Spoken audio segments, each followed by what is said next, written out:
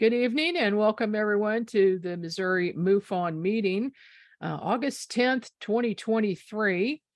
And I'm going to ask everybody to turn your video off and your sound muted during the presentation, and then we'll have you come back in after our guest is finished speaking and you can ask questions. So in Missouri, we have a lot going on. I just want to make a note that the St. Louis meetings have changed to a different CJ Muggs restaurant, and the next meeting is August 16th in St. Louis. So you want to check the MissouriMUFON.org website to see all of the details about that. And then also Kansas City MUFON is going to have a town hall meeting this Sunday at the Trails West Library in Independence. And that info is also on the website. If you have not signed up for our newsletter, if you will send your email or drop that in the chat here, I will make sure that you get on the newsletter list so you see all of our activity. Coming up this October are a couple of big conferences nearby. The first one is in Little Rock, Arkansas. It's called the Paranormal Expo, and Debbie Ziegelmeyer is speaking at that. I was supposed to speak at it, but I can't be there now. So our Arkansas FI, Maureen Richmond, is taking my place for that. And you can get more information at Arkansas paranormalexpo.com. Then another event is right after that one. It starts on October 30th, the 31st, and November 1st, and that is XCon. That is going to be held in Springfield, Missouri. It was originally planned for Blue Springs. We've now changed that to Springfield. And if you go to unxnetwork.com, you will see the information about that. So our guest this evening is a man that I saw. He spoke at the Journey to Truth conference in Illinois. And I was very impressed. He's very knowledgeable, and I think you're just going to love this presentation this evening. Samuel Chong is a certified court interpreter and Chinese translator. He visited Michael Desmarquet, the author of Thiaoouba Prophecy, in 2016 and 2018, and he was instrumental in arranging for the Chinese publication of Desmarquet's book, which has been a bestseller in both China and Taiwan, which is a rare phenomenon. He also translated the book 334% Lies, The Revelation of H.M. versus Stoll, an autobiography of the High Master of the Chair of a secret society that was started in Germany. Today, he dedicates his efforts in promoting the messages in these books in order to give people hope and to help promote a better world through his scholarship. He graduated from UC Berkeley with a BA in economics and the Universidad Carlos III de Madrid with an MA in financial analysis, and he currently resides in Los Angeles, California. Welcome to our Missouri MUFON meeting, Samuel. Hi, Margie. Thanks for having me here. Thank you so much for joining us, and I'm going to turn the floor over to you. Great. I'm going to share my screen.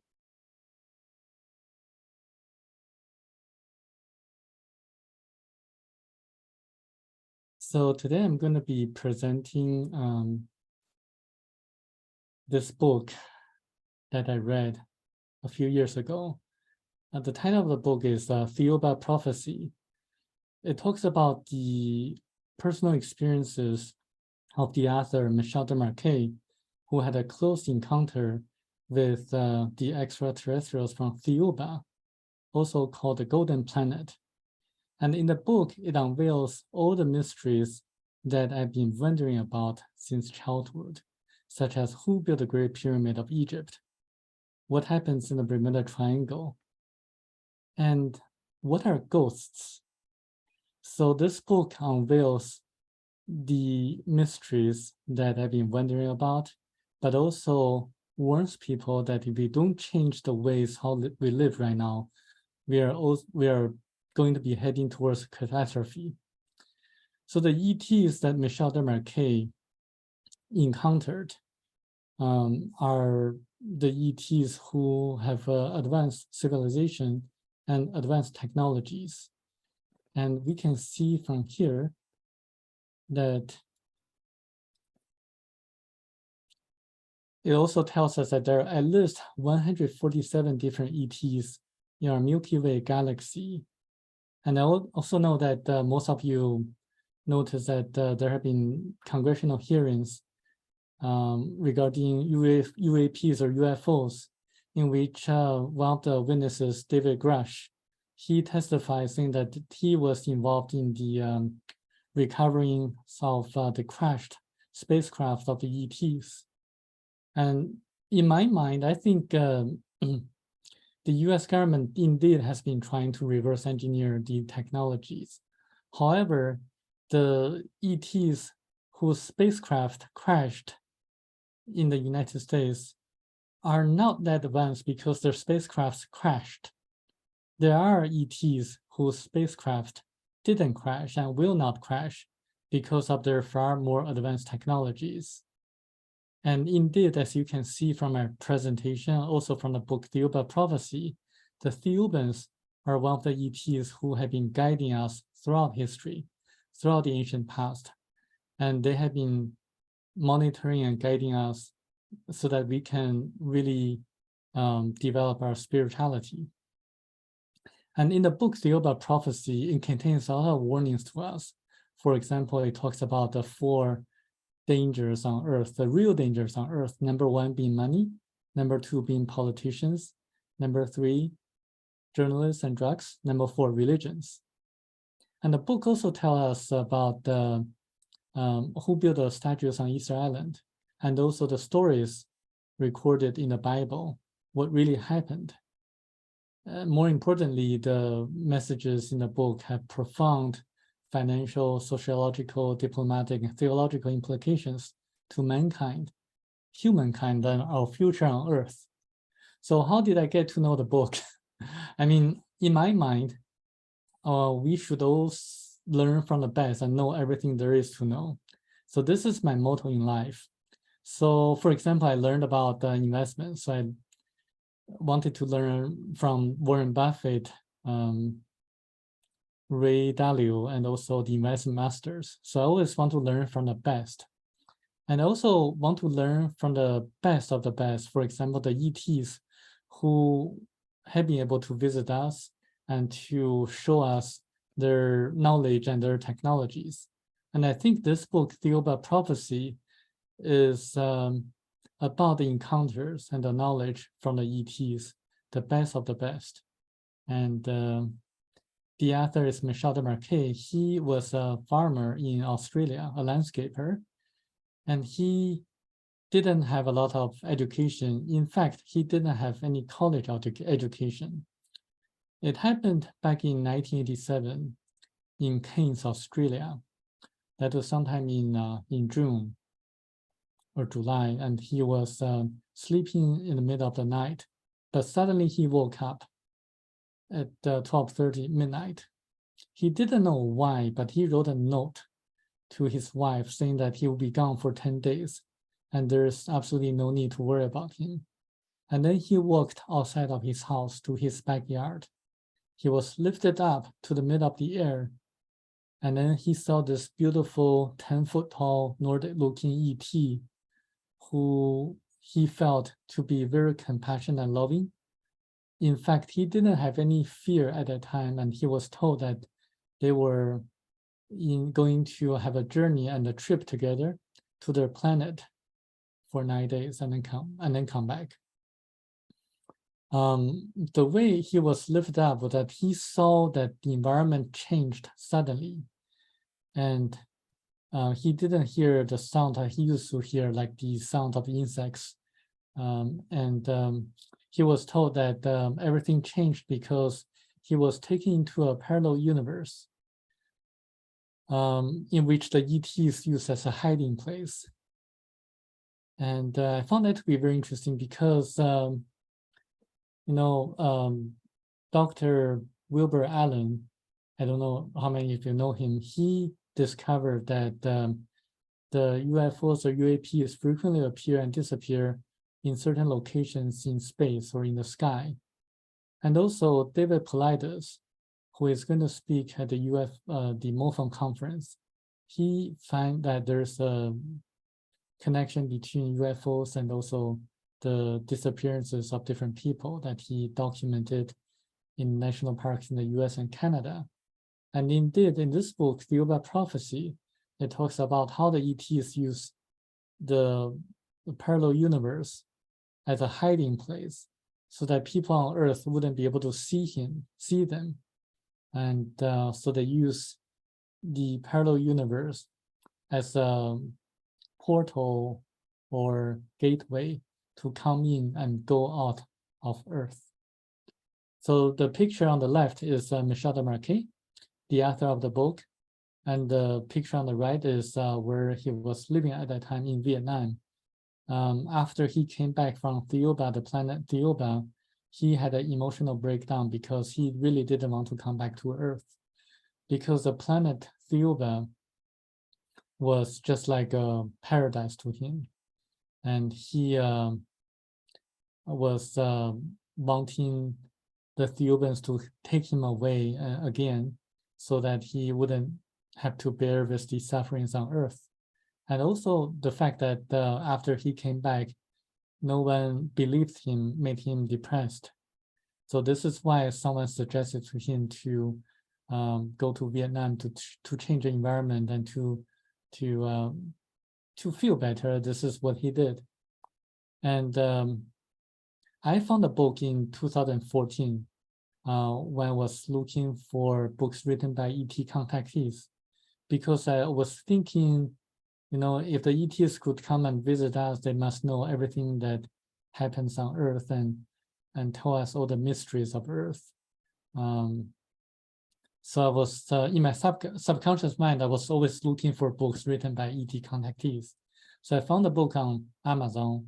It was selling very expensively at that time, over I think $200 or so.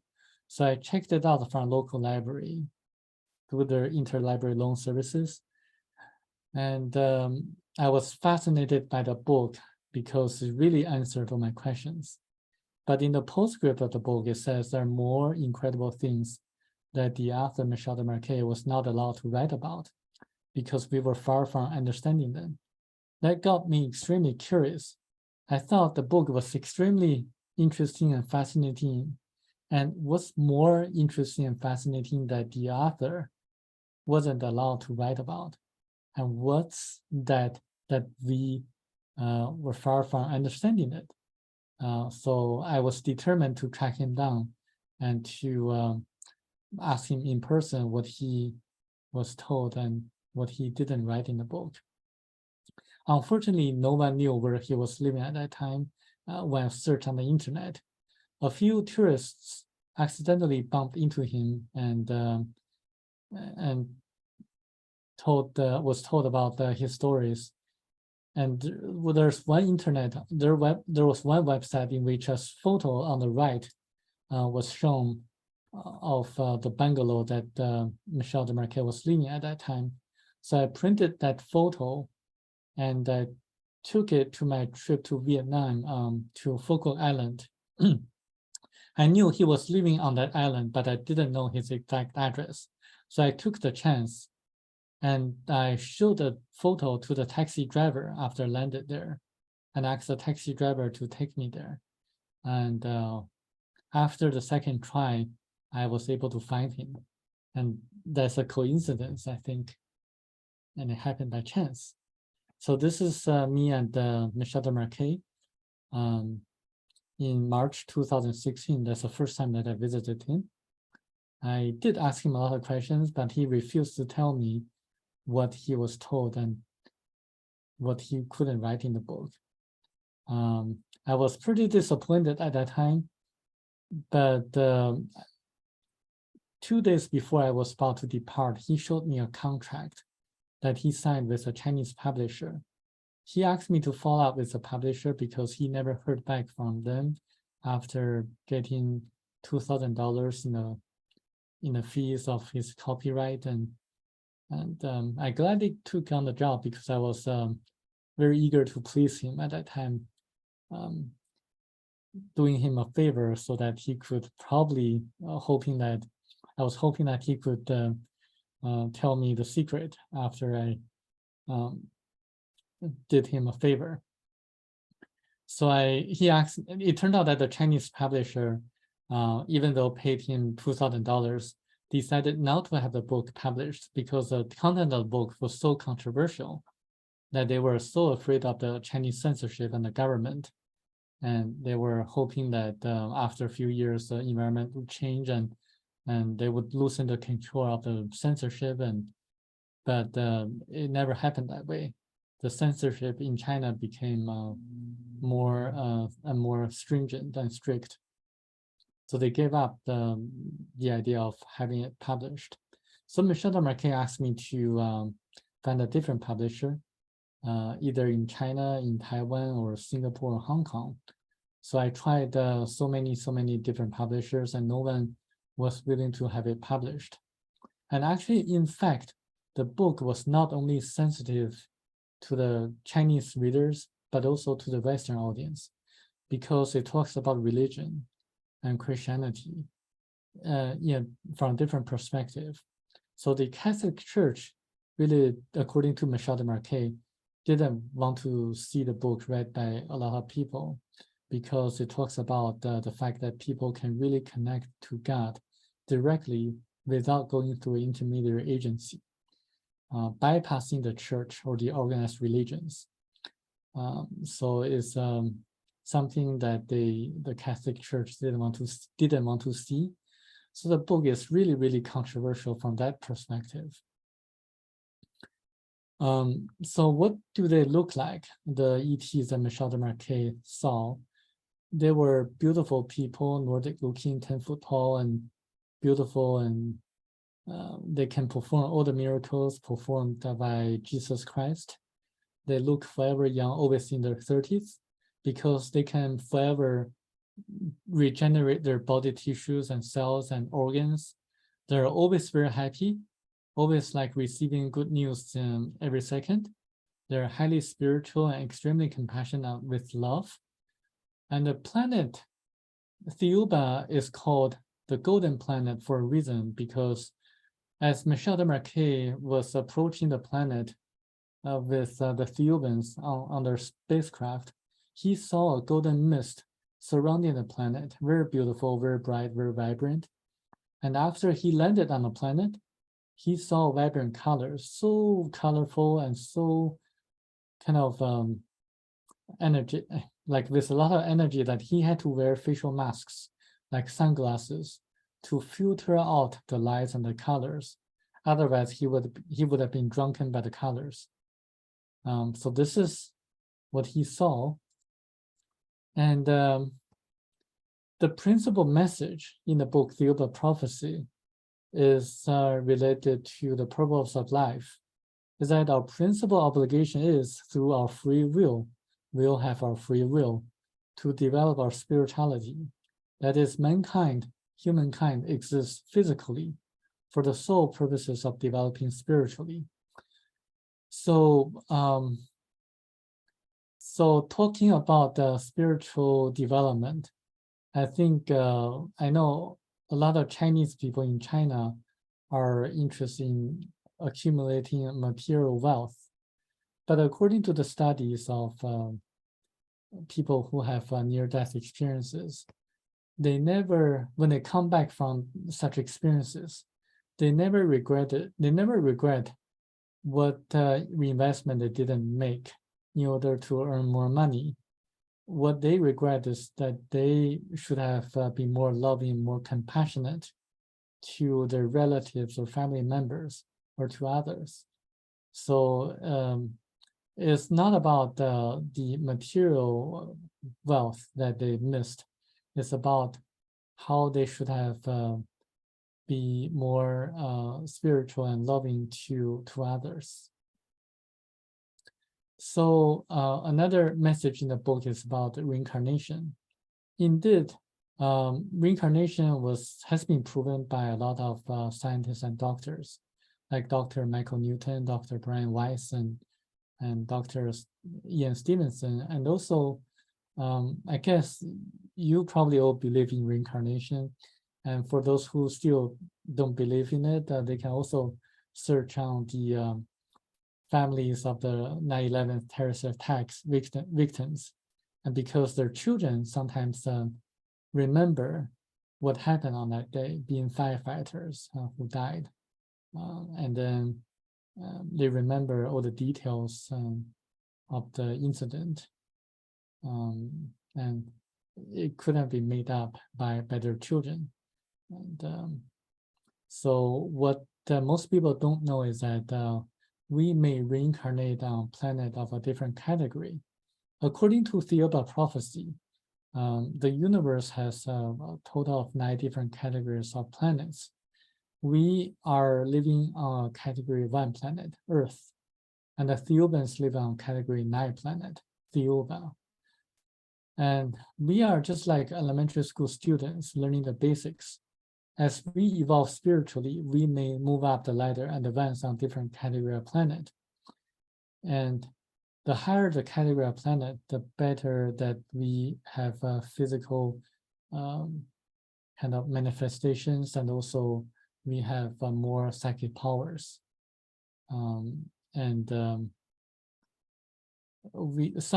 of us have supernatural powers, but different category of planet, like Thiaoouba, a category 9 planet, all of them have supernatural powers, like super psychic abilities, like what Christ did on earth, just to make people believe his teachings by performing miracles.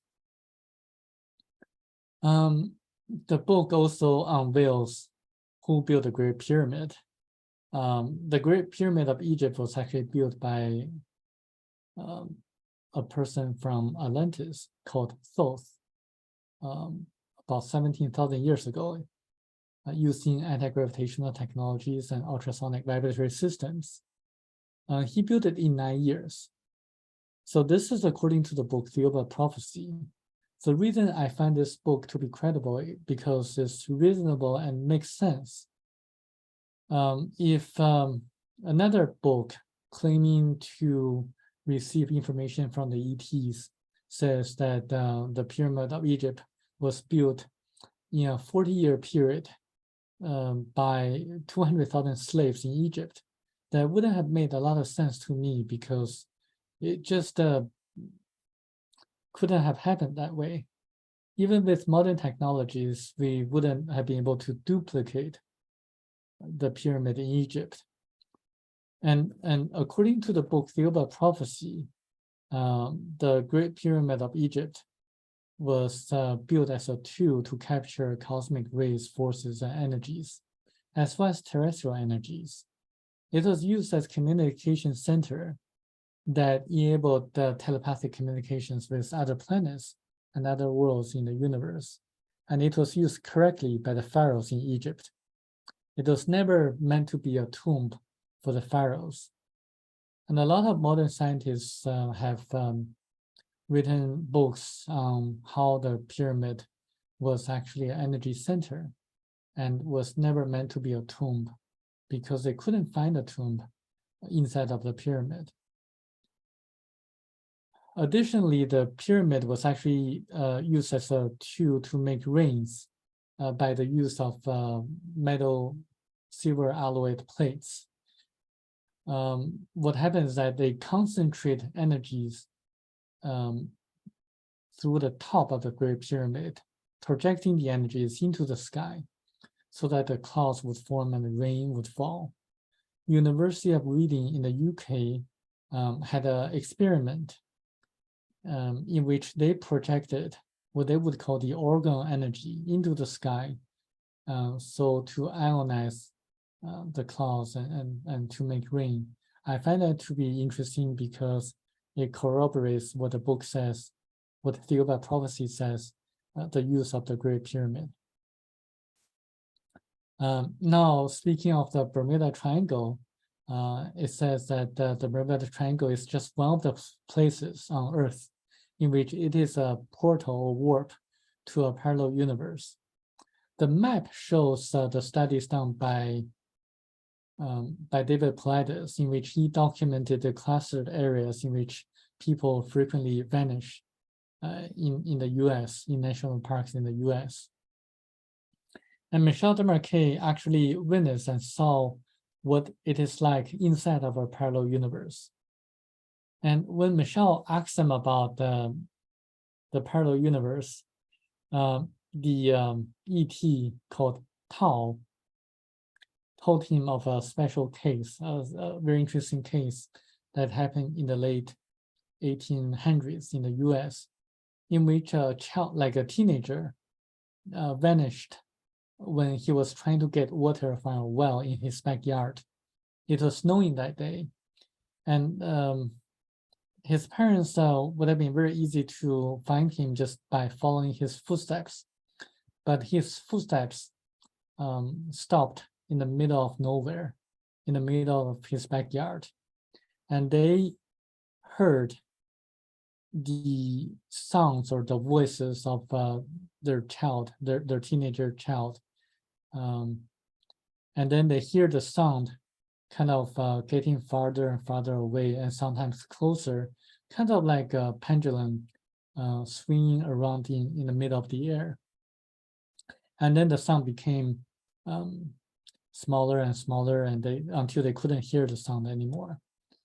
And although the book Thiaoouba Prophecy doesn't name the person who vanished in the backyard, I was able to look it up and find that that's actually the case of Charles Ashmore and Oliver Lurch. And you can just search on Google and find that case as documented in this book, Thiaoouba Prophecy. So it seems that this book, Thiaoouba Prophecy, gives specific verifiable facts that people can look up. So when I read the book until this point, I thought, oh, this is just another book written by ET contactees.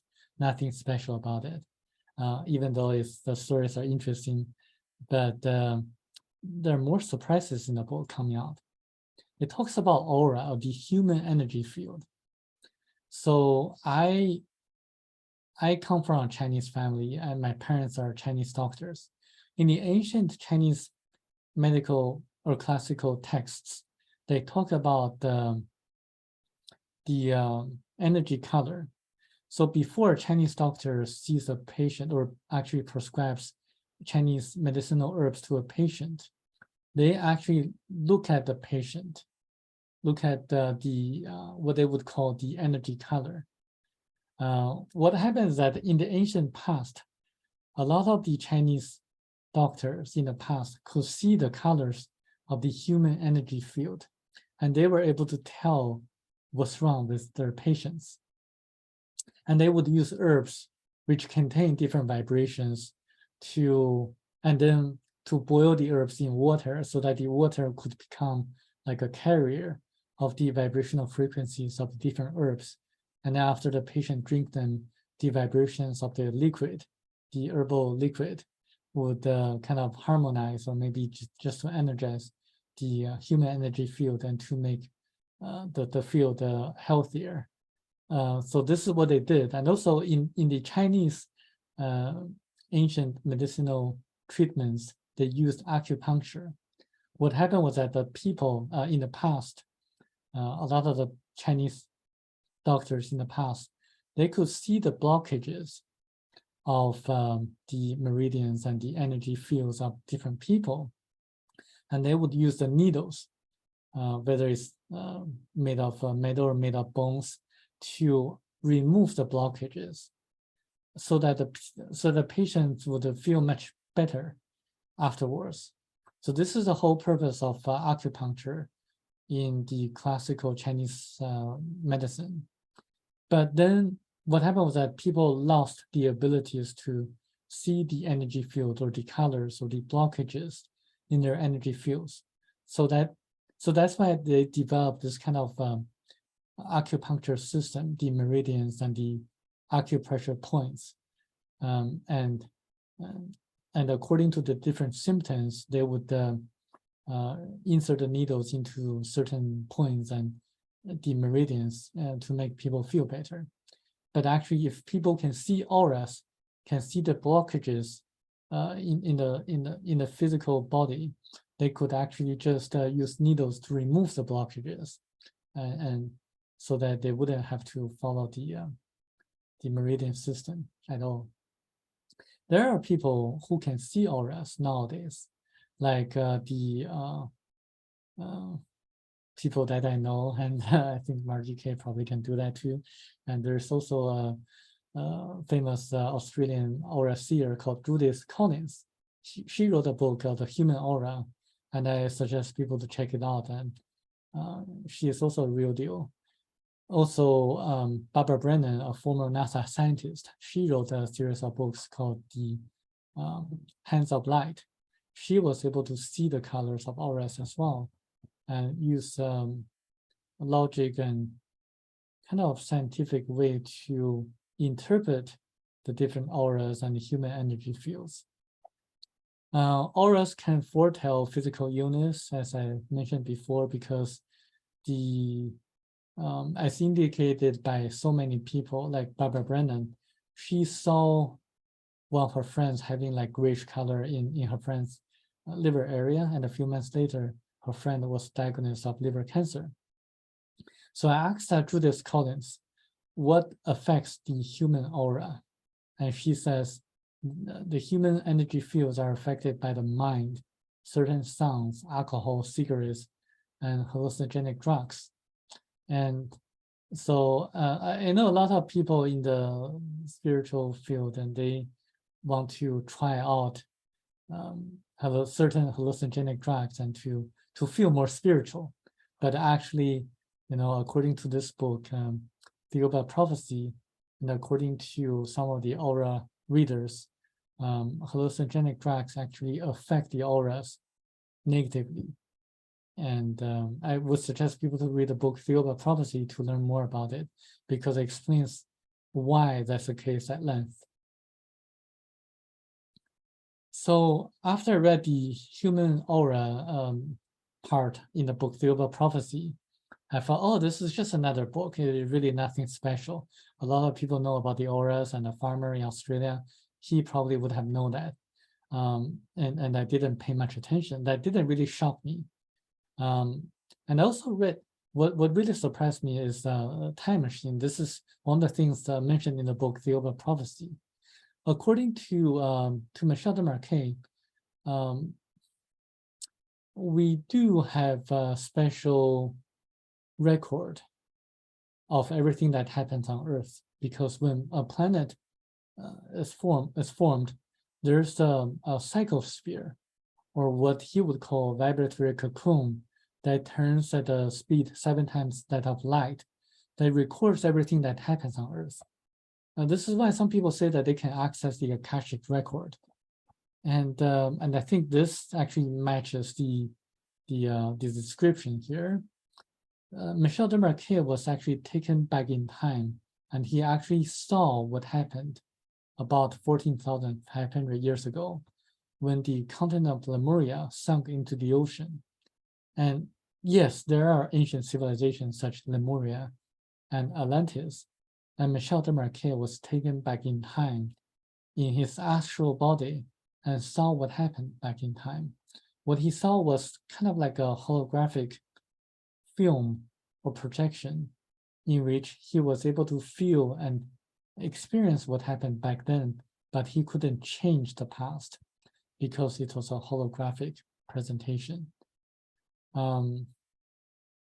After talking about the psychosphere, or the Akashic record, the book mentions that the US government was trying to develop a time machine, but they needed to focus more on the vibrations rather than wavelengths.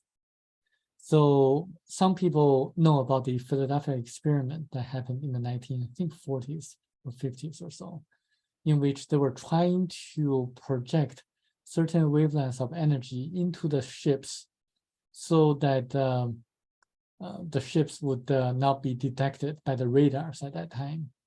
But something strange happened. There was a distortion of space and time. And then the government and the scientists found that it could be used to develop a time machine. But they were not able to do so successfully, at least by the time that the book Thiaoouba Prophecy was written in 1993. They were not able to develop that successfully by that time. So this book kind of helps the US government in developing successfully a time machine. So at that point, I was not really that fascinated and not really surprised or shocked. And the book afterwards talks about Lemuria and Atlantis. It talks about that the Lemuria was a continent in the Pacific Ocean, and as shown on the map in the right. And then you can see that Easter Island was part of the continent Lemuria, so was part of the Hawaii Islands, and so the statues on Easter Island was actually built by the Lemurians using advanced technologies. And the people from Lemuria actually came from a different planet called Arimo X3 that landed on Earth about 250,000 years ago. And they encountered Chinese people, the Yellows. They had a war, and the Chinese were, because the Chinese were really, really suspicious of any foreigners. I know that for a fact because I'm Chinese. And the Chinese people in China, they were, and they are still very suspicious of anything foreign. And I can testify that. And so being highly spiritual, the people from Arimo X3 didn't really want to have a further confrontations with the Chinese. So they retreated back and built artificial bases on the far side of the moon. And so some people say that there are artificial bases on the far side of the moon, and the NASA has been hiding something from us. Indeed, that's the case, yes. And this book tells who built them and for what purposes. So they were using that kind of basis as a transfer station to migrate their people face by face to the continent of Lemuria. So they established a very successful civilization. And Michel de Marquet witnessed that civilization, and he saw that people lived harmoniously in nature, and also no one took advantage of each other. No money existed there. People just grabbed everything they needed from the marketplace, and there was nothing used as a medium of exchange. So they didn't need money at all. And it also explains why there are certain places on Earth in which archaeological structures were found, and even if it's today's technologies, we wouldn't be able to duplicate them, such as Pumapunku in South America, because they were built by the people from Lemuria, because they also went to different parts of the world, such as Latin America and India, and some of the Pacific Islands. So Atlantis was also another continent that existed long time ago, and they were actually colonized by the people of Lemuria, about 30,000 years ago. And so a Caucasian race existed. They were actually kind of interesting story, and I would suggest people to read the book to learn more about where the white people, where the Caucasians came from. But I can share with you where all the people came from originally. The blacks and the yellows came from a planet called Baccaratini about 1.35 million years ago. And the blacks landed in what's today's Australia, and the yellows landed in what's today's Myanmar. And there was also a separate group of the blacks that later went to Africa. And you can read more details from the book.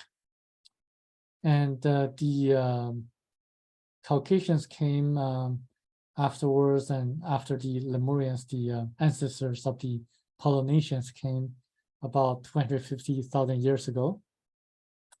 And the Jewish people came the last, about 12,000 years ago, from a planet of a different category. As you remember, I mentioned about the different categories of planets. The yellows, the blacks, and the Polynesian ancestors, and the Caucasians all came from a category 1 planet. But the Jewish people, the Hebrews, came from a category 3 planet. So what happened was that in the past, so during the time of Moses, the Jewish people, the Hebrews, were living a very spiritual life, but they were controlled and kind of governed by the evil Egyptians, the pharaohs, who kind of restricted their spiritual practice, leading them into a more spiritual downfall. So the Lemurians didn't want that to happen to the Hebrews. So they chose the Hebrews. So this is why the Hebrews were the chosen people. And they had Moses to come in to help them and lead them to get away from the evil rules and of the Egyptians. So that's when Exodus happened, and why Exodus happened. And they helped, according to the book Thiaoouba Prophecy, they helped the Hebrews by parting the Sea of Reeds, not the Red Sea, but the Sea of Reeds, and guiding Moses and giving them manas. So manas were actually like from the Thiaoubans. They were space food, very compactable and very nutritious, but very easy to be rotten.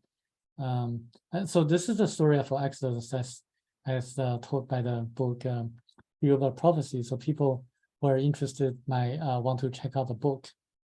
So by that time, I was not so impressed. I thought this is just another story. It could be made up by the ET contactee Michel Demarquet, nothing special. And it talks about Easter Island. So so it talks about the kind of how the statues were made, the moas, how they were made, because they were kind of Easter Island was one of the places in which the huge stones could be found in the continent, on the continent of Lemuria, and they were building the statues to commemorate the Thiaoubans who were in direct contact with the Lemurians, because Lemurians had a very successful civilization and they were highly spiritual, so they were ready to have a direct communication with the Thiaoubans. So that's why they appeared in front of the Lemurians. So a lot of people say, why the Thiaoubans or the ETs don't show up in front of us or in front of the White House? Because we are not ready. The Lemurians were ready back then because they were highly spiritual. They didn't need money. There were not a lot of financial interest, special interest groups or financiers, the big pharma, big drug companies that influence people's mind, and the media companies. And we are not ready because we are kind of still not knowing the purpose of life, and we are still having wars with each other, like the wars between Russia and Ukraine, and because of the military-industrial complex, and they want to have a war so that they can make money. It's understandable, because if you were a shareholder of a big defense company, you wouldn't want to see a long period of peacetime, because you wouldn't make a lot of money that way, because you make money from wars. If you ask people around, the commoners, the common people in different countries, they never want wars. It's just that they are influenced by the media or by the military industrial complex to participate in wars. And they had to do that because their brainwash, or maybe their livelihood are at stake. So this is some of the things that the Thiaoubans have been warning us. Money is the root of all evils, or is the devil. So we have to realize that we have to have the knowledge of it. So after reading that part, I was not so impressed as well, because it's just could be true, could be not true, and a lot of people talk about the money and politicians and things like that, and the Morias and the Easter Island. It's just common knowledge, nothing special about it. But then I read about the part that really kind of interests me is the stories in the Bible as told by the Thiaoouba Prophecy, the ETs. They say God is God. God is the creator of everything, the creator of different stars and planets and animals and plants and human beings. So God created everything using 4 different kinds of forces, cosmic forces. When God created human beings, it inserted a tiny portion of itself to each of us, each of our astral bodies. So some people say we are part of God and God is part of us. That's correct, because we have our physical body, we also have our astral body. And the astral body is connected to our higher self. And the higher self is connected to the source, the great ether, or what some people would call God. So God created everything, but in the Bible, what they say that the angels or Jehovah, they're actually different from God. They're actually the Thiaoubans, the ETs, who have been guiding us throughout history. And in that sense, the Thiaoubans, the ETs, were also created by God as well. But the Thiaoubans have been guiding us through different means, sometimes directly, sometimes indirectly. For example, the destructions of the 2 cities, Sodom and Gomorrah, were actually the act of the Thiaoubans, who wanted to punish the people in the 2 cities because they were so incompassionate. They punished the people who helped the poor. So sodomy was not the only reason. There are a lot of other reasons, and I would suggest people to read the Jewish scriptures, the Hebrew stories, what happened in the 2 cities.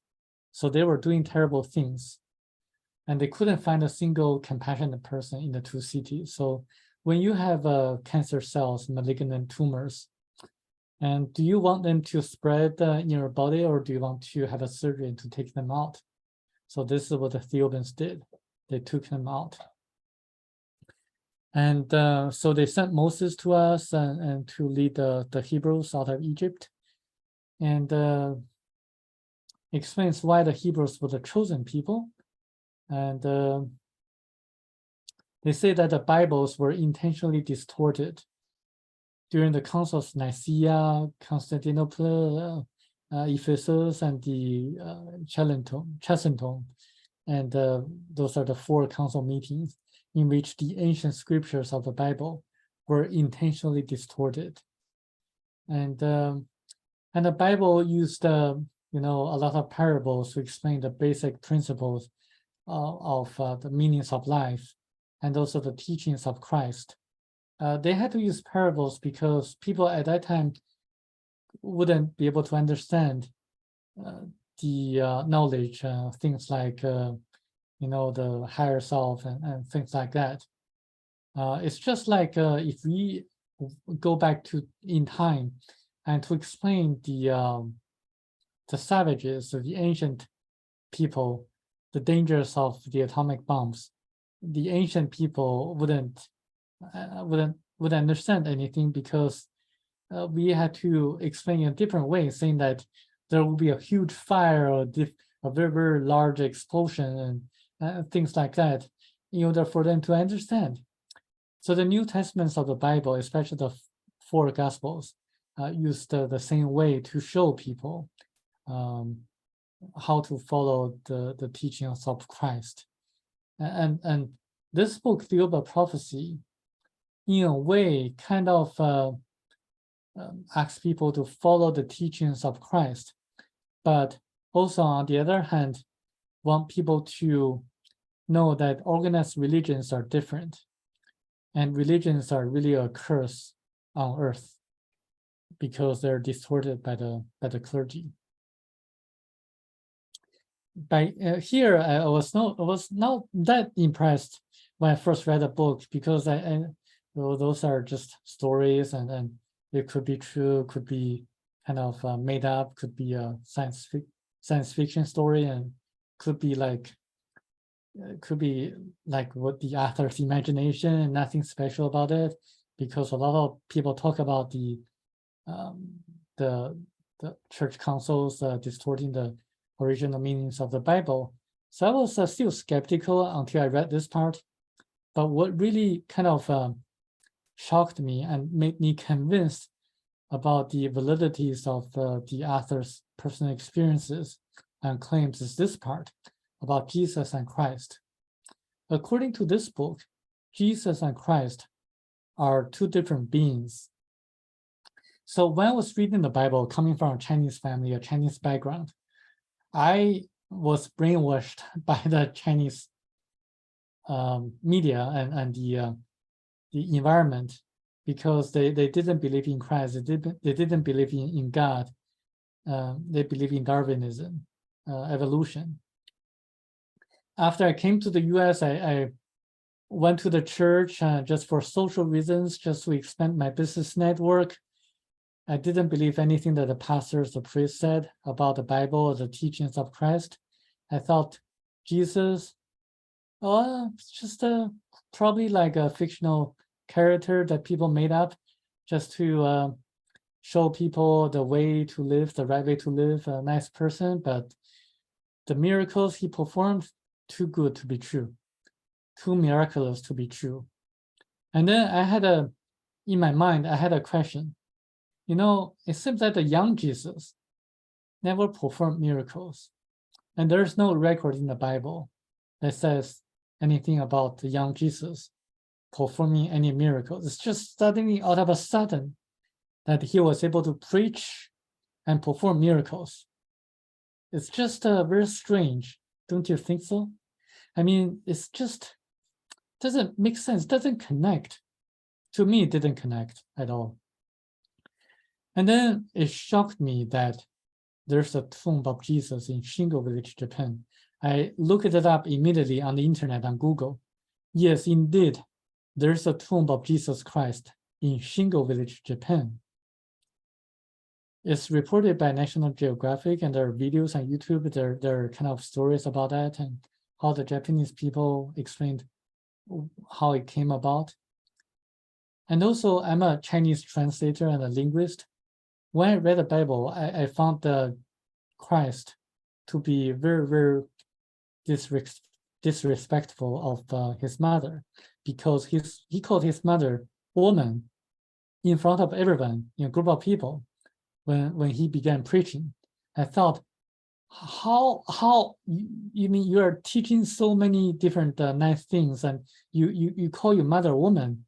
And I asked a lot of religious leaders and pastors why that's the case, and they all made up a lot of the explanations that really didn't satisfy my thirst for knowledge.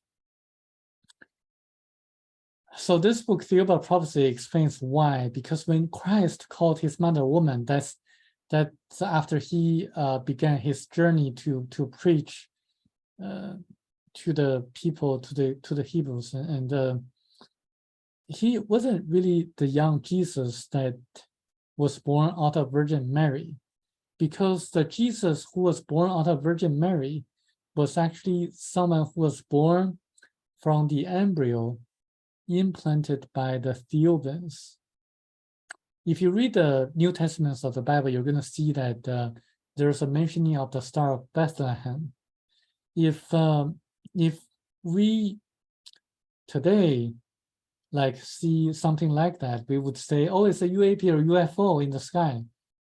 In the past, people didn't know about UFOs or UAPs.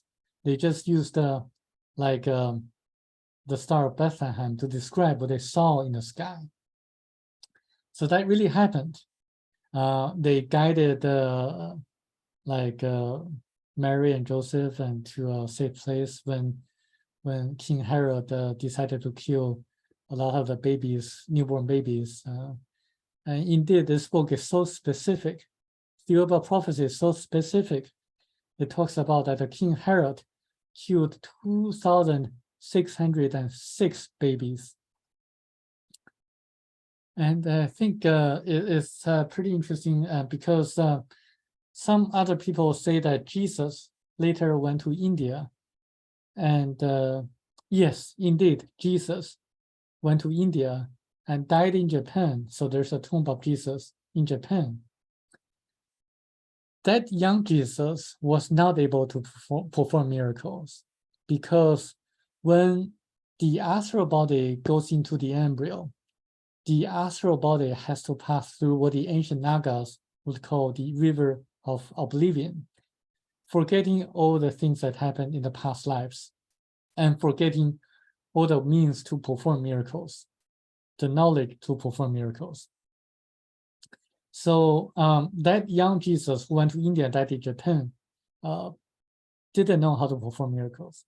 But Christ was someone who was sent by the Theobans to come into the body of Jesus made by the Theobans to resemble the appearance of Jesus. They did that because they knew that people at that time, that people on earth in general, they were highly skeptical unless they saw something or someone performing miracles. It's similar to the people nowadays. Like, people believe in what they see. If I tell like a scientist that there's reincarnation and there's life after life, and the scientist will say, where's the proof? Show me the proof. They always want proof. They always want to see and touch the proof. So back in time, 2,000 years ago, people needed to see the proof in order to believe the teachings of Christ. So that's why they had to send someone else to really perform all the miracles so that his teachings could be believed and followed. And he died on the cross and resurrected 3 days after, just to show that there's life after death and there's reincarnation. And now you see what happens. A lot of people don't believe in reincarnation because they believe in the Bible. You see how the media or how the organized religions distort the teachings of Christ.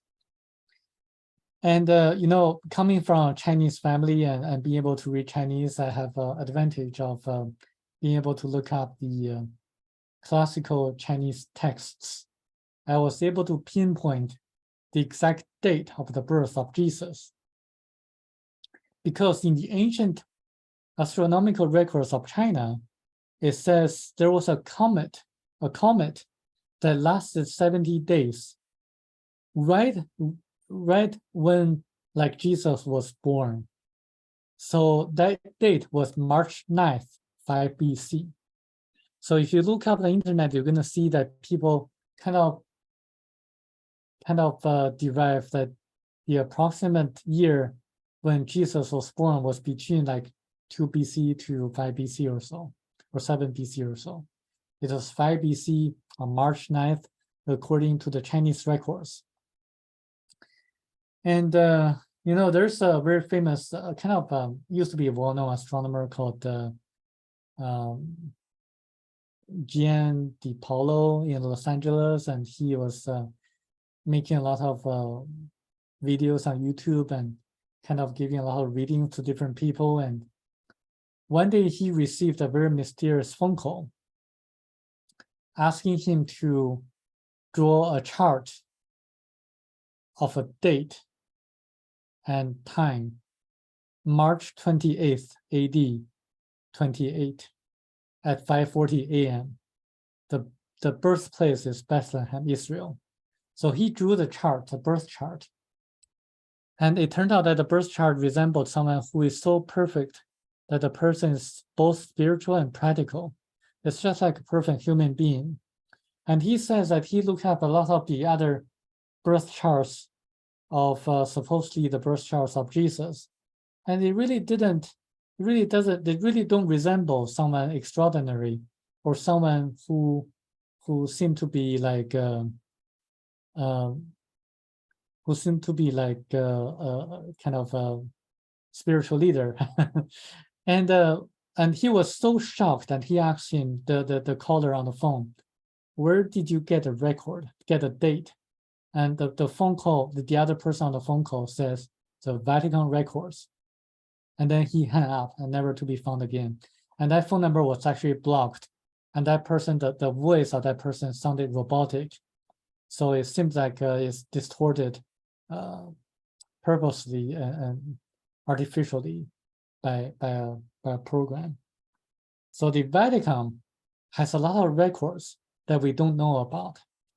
You know, I was actually I've been working with Daniel Xian, the former general counsel for the Disclosure Project with Stephen Greer, and he is no longer the general counsel, and he was also the general counsel for the Jesuit Church Orders, the biggest Catholic organization in North America. And when he requested to access the Vatican records, he was denied access when he was trying to look up some certain information regarding ETs or UFOs. You know, denying your own attorney your records is a very serious matter. I mean, you don't allow your own lawyer to know what's really going on. That seems to me that like there's something fishy going on. so okay, so that's about so if Christ appeared on March 28th, the year 28 AD at 5:40 a.m., that makes perfect sense because that's when Christ began preaching. That's when Christ was able to perform miracles and show the people that he was someone extraordinary. And being able to look up the ancient Chinese record, I was able to pinpoint the exact date of the crucifixion of Christ. That's March 31st, AD 31, because in the Chinese record, it says there's an eclipse that lasted 3 hours from noontime to 3 p.m. And if you adjust the time differences between the capital of China at that time and Israel, you're going to match descriptions of the Bible. And also the resurrection of Christ. That's April 3rd, AD 31, a halo around the sun, which with colorful composition. This is according to the Chinese astronomical records. So I think this slide is very important for you to take a look. That's the whole thing.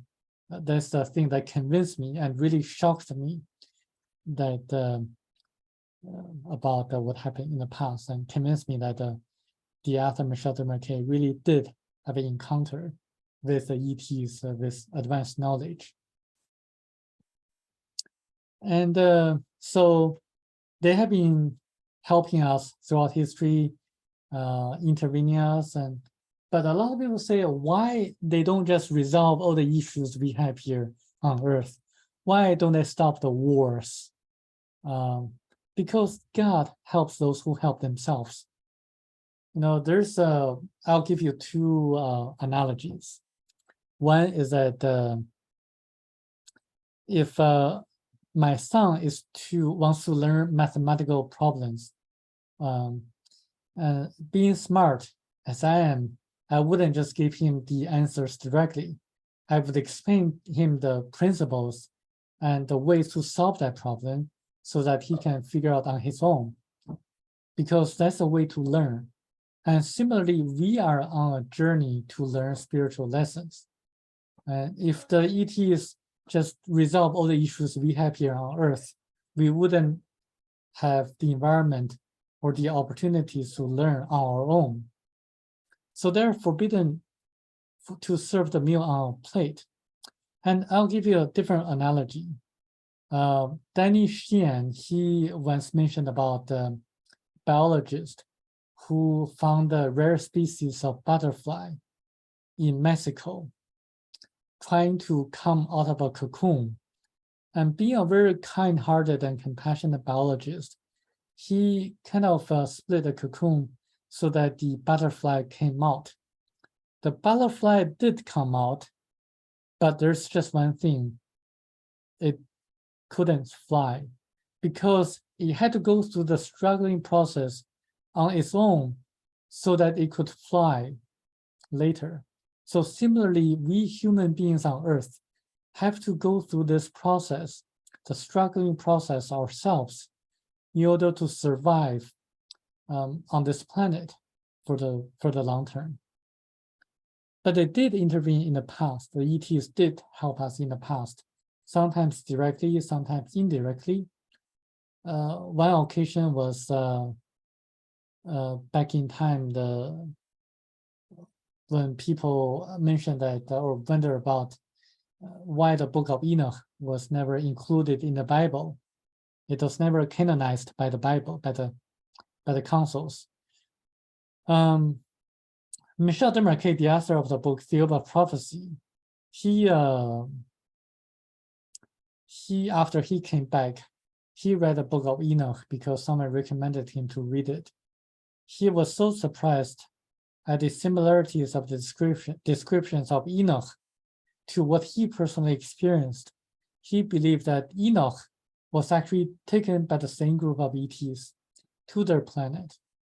And as we all know, Enoch went away with gods or Jehovah's or the Thiaoubans.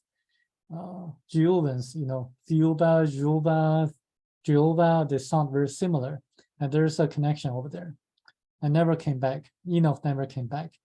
But what happened was that there's a book of Enoch, and Noah was the great-grandson of Enoch. And you remember a few decades later, after Enoch was disappeared and went away with gods, Noah was told to build an ark. Similarly, Michel Desmarquet was taken away by the Thiaoubans, and he wrote a book in 1989 and got it published in 1983. You can imagine, if we don't change the way we live, what's going to happen a few decades later. So as I mentioned before, the destruction of Sodom and Gomorrah was an intervention by the Thiaoubans, by the Jehovah. Moses was sent by the Jehovah's. Jesus and Christ was intervention by the Jehovah's. And they also intervened by preventing Germany from being the first country to develop the atomic bomb. In a way, they sided with the US government during World War II, believing that the US government at that time was more sincere at protecting the individual liberties. They always sided the side that was more sincere in protecting individual liberties. And Michel Desmarquet asked him, why don't you just stop the invention or the discovery of atom and the atomic bomb? Why do you allow the Americans to bomb the two cities in Japan, killing so many Japanese people? The Thiaoubans say that if they didn't really greenlight the US government, the US military to deploy the bombs in Japan, there would have been 3 times more death during World War II if Germany was able to get an upper hand on the war. So they kind of stopped the war earlier, preventing more death. And in terms of the discovery of atom and the atomic bomb in general, they say that the discovery of atom is a necessary step in the human evolution on Earth and also on different planets, because sooner or later atom is discovered and rediscovered. It's like the discovery of fire. We really need to learn how to use fire wisely, so not to hurt ourselves. Similarly, we need to use the atom or the atomic energy wisely so that we don't destroy ourselves. So this is the importance of developing spiritually and to evolve spiritually. And some people say, and actually Michel de Mercure also asked him, will the ETs or aliens invade us? And this actually someone asked Michel de Mercure that question, and Michel de Mercure used the analogy saying that, have you ever been to the zoo? And a lot of people say yes. Well, do you see the monkeys in the zoo? And people say yes. And then Michel de Mercure says that, what we see the monkeys is equivalent to what the Thiaoubans see us. So we are still having wars amongst ourselves.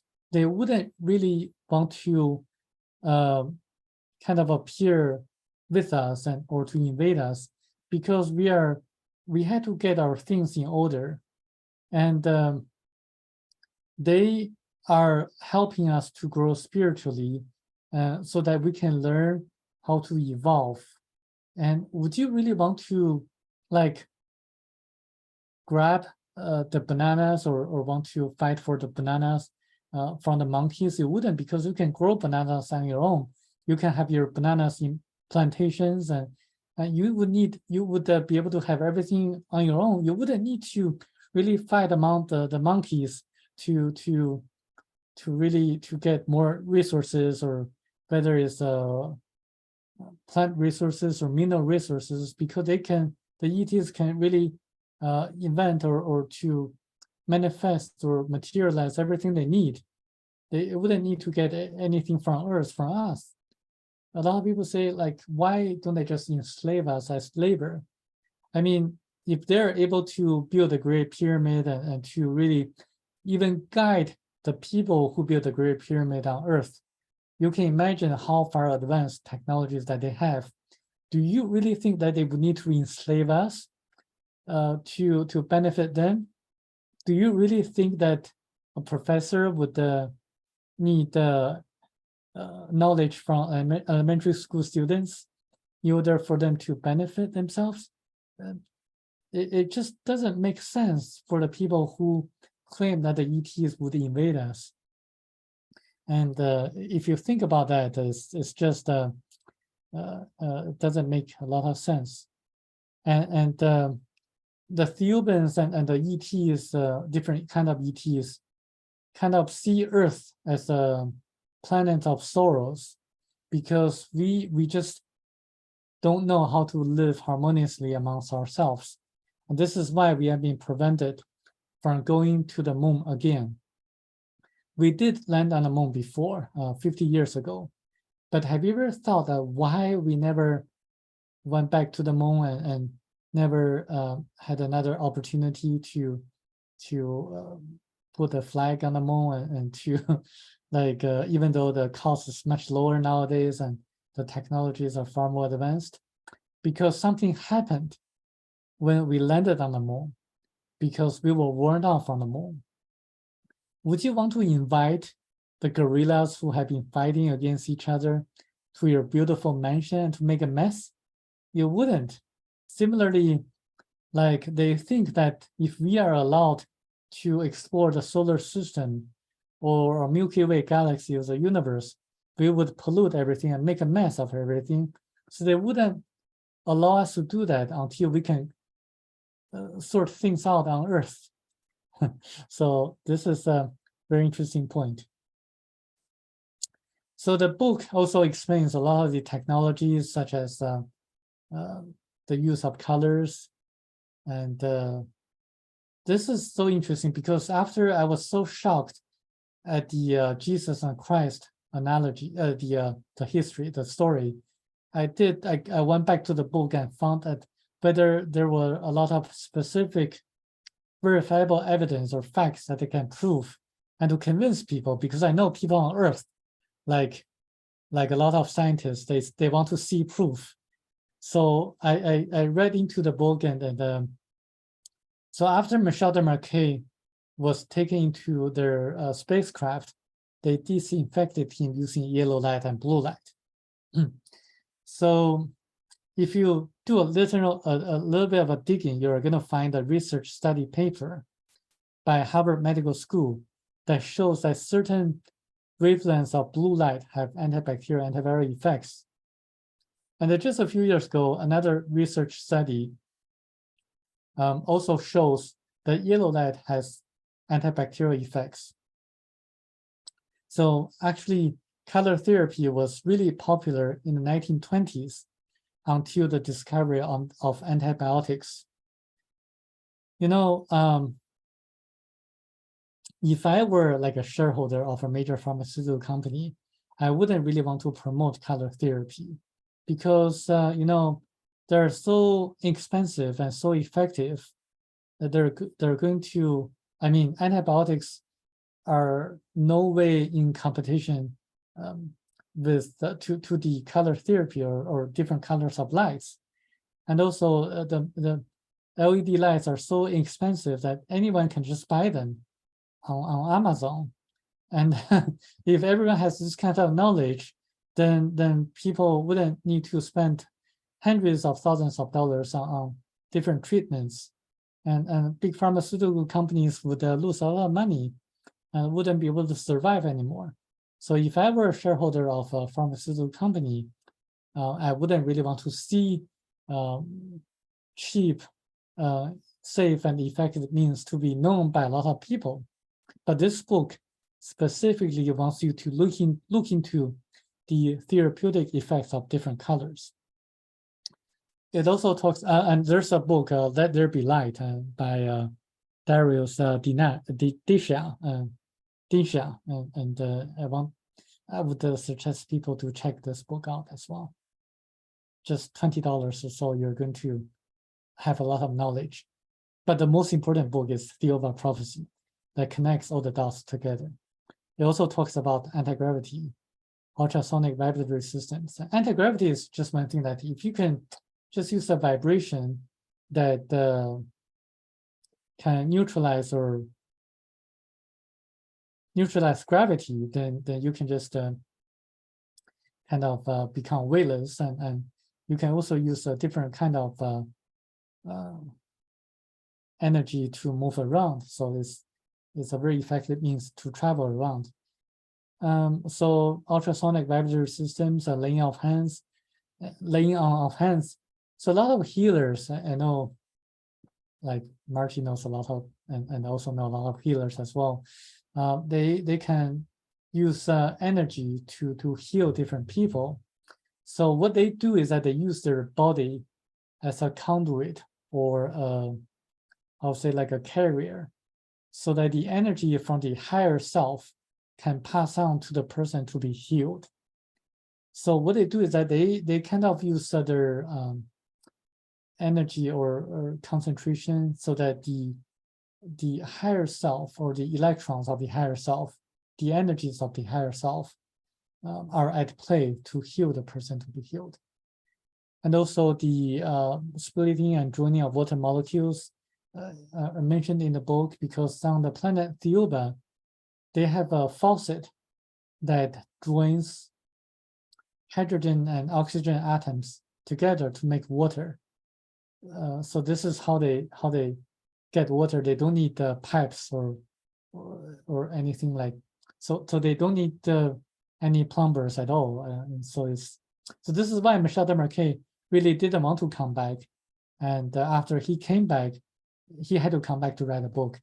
After he came back, he wanted to go back there because it's a verifiable paradise for him.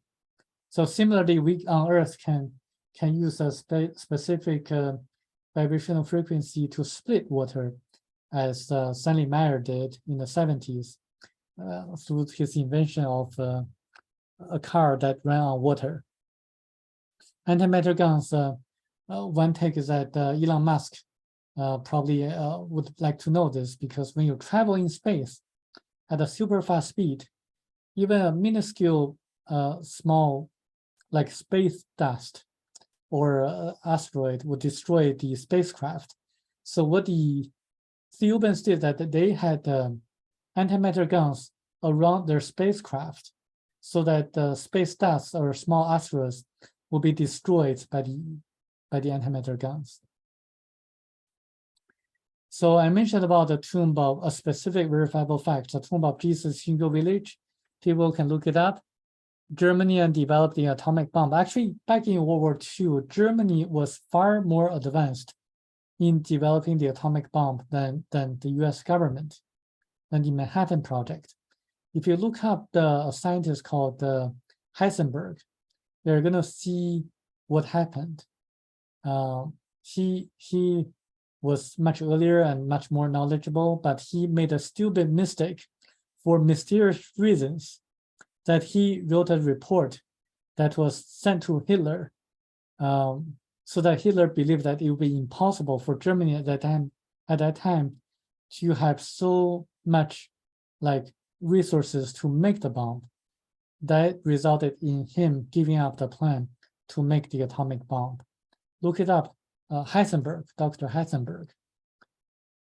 And also another pyramids I mentioned, statues and stone structures and Project Westward. A lot of people say, I know, like those facts are not specific enough.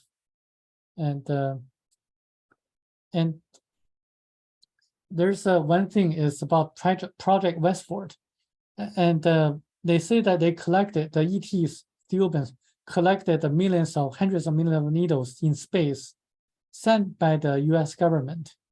And I looked it up, it turned out to be Project Westward in the 1960s, in which in order to improve the telecommunication signals, MIT sent hundreds of millions of copper needles into space. And they failed the first time, and they say they succeeded the second try, but who knows what happened. But the ETs collected the copper needles according to them. And the book mentions about plate tectonics and mentions about effects and colors such as pink, yellow light and blue light, and far side of the moon, life on Mars. There were life forms on Mars about 1 million years ago, 1.35 million years ago. But now Mars is a dead planet because the core cooled down, and when the cores of a planet cool down, no longer can capture the electromagnetic forces so that the atmosphere couldn't be captured. And also talks about the patterns of the solar systems and the universe. 9 planets around a star, and 9 stars revolve around a bigger star, and 9 bigger stars revolve around a bigger star until the source of the universe, the center of the universe. Just a few years ago, astronomers discovered a different solar system similar to ours that has 9 planets revolving around a star. And ghosts are actually electrons from the astral body of the dead. So this book explains the reason why some people can see ghosts and why ghosts frequently haunt the places they loved or hated. And many more facts, and people can look it up. So they warn us about the money, politicians, journalists, and drugs and religions. And they also say about the dangers of noise, and talking about technology. And also it gives a solution. The solution lies in the in love and the cultivation of minds. Violence never works. Napoleon tried it, Hitler tried it, Genghis Khan tried it, and violence never results in any specific things that would last long. And everything is about love. But I think it requires knowledge and concerted actions through nonviolent resistance. A lot of people ask, like, how do we kind of like solve all the problems that we have in this world? The book gives an answer, and I'm not going to mention here. I would suggest you to read the book and to know the answer. And also, when you have personal issues, follow your heart, because the kingdom of God is within you. I think that's the most important sentence in the Bible. Empowering yourself with knowledge so that the right decisions can be made. Because if you know what causes cancer and the effects of colors on health, you're able to respond correctly when certain things occur. And I think we can make the world a better world if we have the knowledge. And I think this book, Thiaoouba Prophecy, provides a lot of the knowledge that we all need. A good way to know to follow your heart is to meditate and concentrate, and because we can connect to the source, the great ether, by connecting to a higher self. And I think we all have to know that life is a precious opportunity to learn spiritual lessons, and we send back our spiritual experiences to a higher self. So this is the most important lesson to learn. So there's no need to be jealous about the super wealthy. Yeah. So let's work together and change the future for the better. I'd like to open for questions. Okay. Thank you, Samuel. If everybody would take off your mute and turn your video on. If anybody has any questions, please go ahead.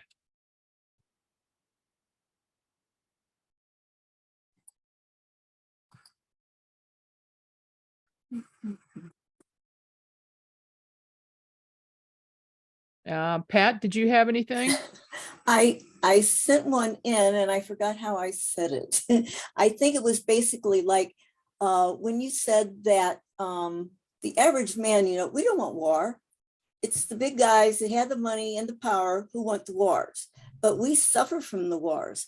So if us not wanting war, if we're on a higher spiritual level than they are, why does the higher spiritual level person suffer? Does that make sense? No, suffering is actually part of the learning process.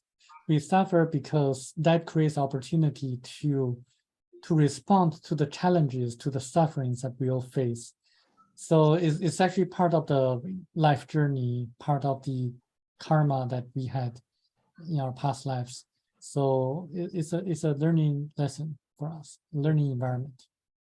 To guide my render process. Thank you. Chuck?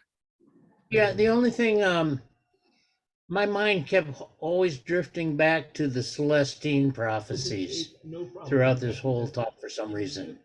Just seemed an awful lot of similarities, and I'm not sure why, but that's what it struck a chord with me with that.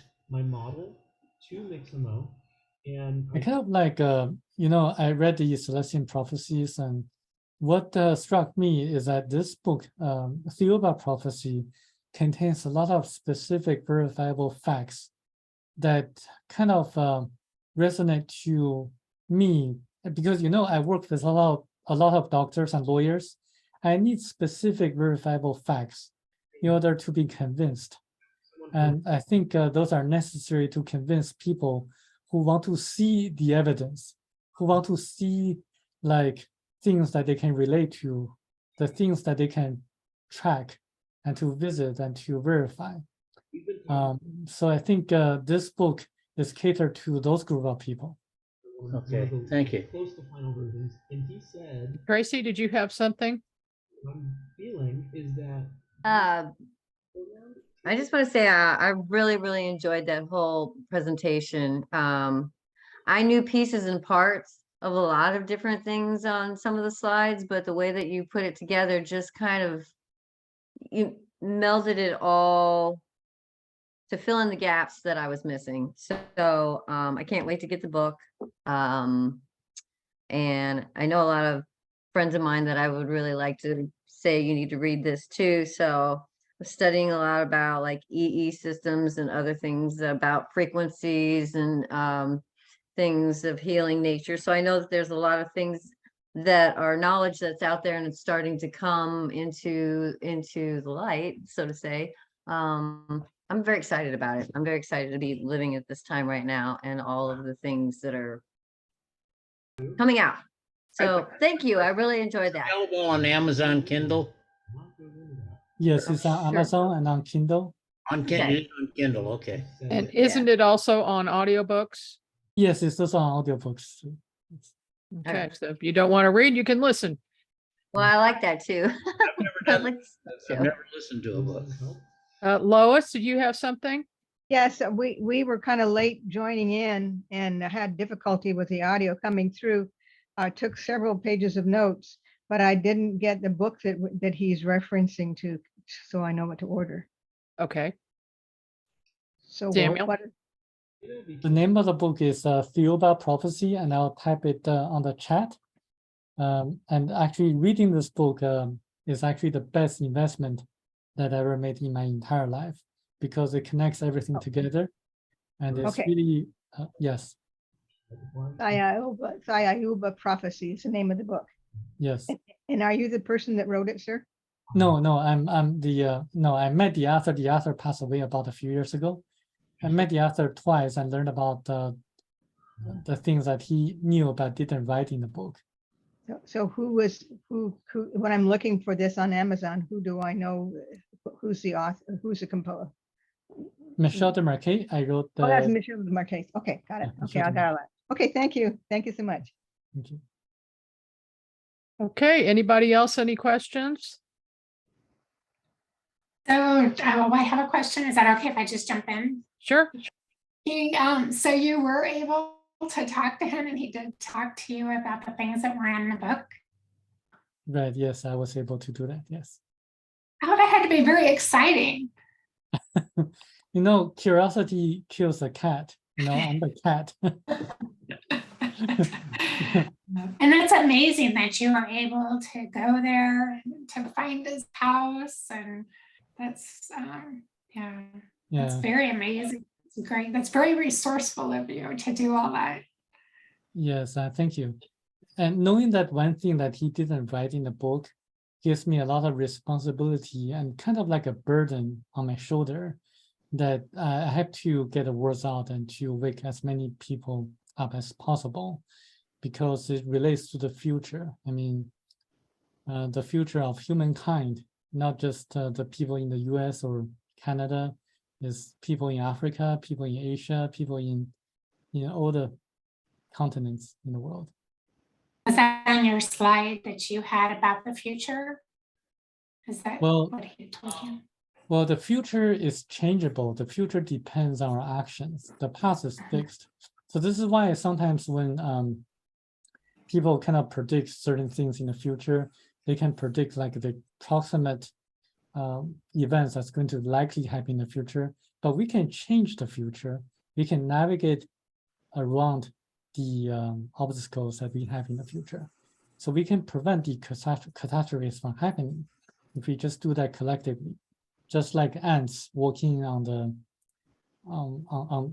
walking straight and then heading towards a catastrophe, the ants can also turn left and then walk straight and bypassing the catastrophes. So we can really just navigate our ways around and be more spiritual, and to really prevent the things from happening. So you're sorry. I'm sorry. Go ahead. Oh, I just had a question. How can we possibly stay in connection with you, Samuel, after this? Or where can we find you if we want to help you, work with spreading this information, knowledge, message? Because I agree with you. The future is changeable, but we do need to wake as many people up as possible. And I would like to find, a larger group here in my area as well, or whatever I could do. So Yes, you can find me on Facebook, and also I can write on my email here. Do you have a website? Yes, I Okay, have a website, and I'll drop that in there too. okay. And I will put that in the next newsletter. I'll put all of that so everybody will have it. Also, this will be, it has been recorded, so you can review this at any time. I'll send the link out for that if you missed anything. Just out of curiosity, if I could ask, anywhere in the prophecies, do they discuss anything that looks like the Russian invasion of Ukraine? This book doesn't contain any prophecies, even though the title is the Thiaoouba Prophecy. Okay. So it really is more kind of towards Analysis of past things that have happened. What I need. There's gotta be Okay. it's more like telling us the root of all issues, not the specific prophecies that are going to happen in the future. It's telling us to wake up and to do something, and it actually gives a very effective solution in this book. And I'm actually going to leave you a homework, find what that solution is, and let me know, because I want to see if you can kind of catch that solution. Okay. Thank you. Thank you. Okay, well, thank you so much, Samuel. This was very fascinating. I know everybody loved it, and we really appreciate you taking the time. Thank you, Margie. Okay, well, thank you for attending, everybody, and we'll see you here next month. Thank you, Margie. Hey, Mark. Okay, Thank you. goodbye. Bye-bye. Thank you.